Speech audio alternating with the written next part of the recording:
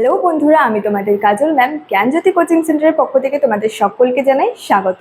তো আজকে আমি তোমাদের ইউনিভার্সিটির অন্তর্গত মেজর হিস্ট্রি সাবজেক্টের যে টপিকটি নিয়ে আলোচনা করবো সেটি হচ্ছে গ্রিক মুদ্রা বা গ্রিক কয়েন্স। আলোচনা যাওয়ার আগে তোমাদেরকে একটা ছোট্ট ইনফরমেশন দেবো। তোমরা যারা আমাদের কোচিং সেন্টারে এখনও যুক্ত হওনি কিংবা যুক্ত হতে চাইছো, তারা কিন্তু ওপরে দুটি নাম্বার দেখতে পাচ্ছ, 6295916282 এবং 7076398606। এই দুটি নাম্বারের মধ্যে কিন্তু যে কোনো একটি নাম্বারে যোগাযোগ করে আমাদের সঙ্গে কিন্তু যুক্ত হয়ে যেতে পারো। তো দেরি না করে আজকে আলোচনার বিষয় শুরু করছি।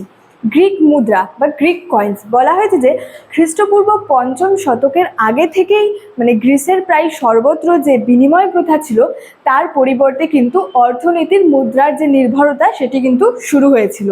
এবং বলা যায় যে একমাত্র ব্যতিক্রম ছিল স্পার্টা। সেখানে যে সোনা কিংবা যে রূপো নয়, সেখানে কিন্তু লোহার ক্ষুদ্রাকৃতি চাকতির মাধ্যমে কিন্তু বিক্রি বার্তা চলতো, কারণ সেখানে মূল্যবান যে ধাতু ছিল সেগুলির কিন্তু খুব অভাব ছিল। এবং গ্রিসের প্রতিটি নগর রাষ্ট্রে পৃথক বা বলা চলে যে নিজস্ব যে মুদ্রা ব্যবস্থা ও কিন্তু যে পরিমাপের পদ্ধতি কিন্তু ছিল। বলা হয়েছে গ্রিসের প্রতিটি নগর রাষ্ট্রে তাদের হচ্ছে নিজস্ব মুদ্রা ব্যবস্থা ও যে পরিমাপ পদ্ধতি সেটি কিন্তু ছিল। বলা হয়েছে যে পরবর্তীকালে যে মুদ্রা ব্যবস্থায় বেশ কয়েকটি গ্রিক মুদ্রার কিন্তু অনুকৃতি লক্ষ্য করা যায়। পরবর্তীকালে যে মুদ্রা ব্যবস্থা ছিল সেই মুদ্রা ব্যবস্থায় কিন্তু কয়েকটি গ্রিক মুদ্রার অনুকৃতি কিন্তু লক্ষ্য করা গিয়েছিল। যেমন এথেন্সের ড্রাকমা, যা ছিল 4.3 গ্রাম ওজনের রৌপ্য মুদ্র, এবং কোরিন্থের স্টেটার, যা ছিল হচ্ছে 8.6 গ্রাম ওজনের রৌপ্য মুদ্র, ওভল, যা ছিল হচ্ছে ব্রোঞ্জ মুদ্রা, এগুলির কথা কিন্তু বলা হয়েছে। এগুলি ছাড়াও ছিল হচ্ছে যে নিকট প্রাচ্যের মুদ্রা একটা মুদ্রা ছিল, সেটা হচ্ছে মিনা। মিনাও কিন্তু কেনা বেচার মাধ্যম হিসেবে গ্রিসে ব্যবহৃত হতো। গ্রিসের যে একটা কেনা বেচার মাধ্যম ছিল, সেখানে কিন্তু মিনা নামে কিন্তু একটি মুদ্রা সেই ব্যবসা বাণিজ্যের বা কেনা বেচার মাধ্যম হিসেবে কিন্তু গ্রিসে ব্যবহৃত হতো। তেমোরিয়ান নামে কিন্তু অপর এক রৌপ্য মুদ্রার কিন্তু প্রচলন ছিল সেই সময়, এবং এটি পরবর্তীকালের একটি মুদ্রা ছিল। এবং এথেন্সের যে সোলেনের সময় দেবী এথেনার যে বাহন প্যাঁচার ছাপযুক্ত কিন্তু একটি মুদ্রার প্রচলন করা হয়, এবং সেটি হচ্ছে আউস নামে কিন্তু পরিচিত ছিল।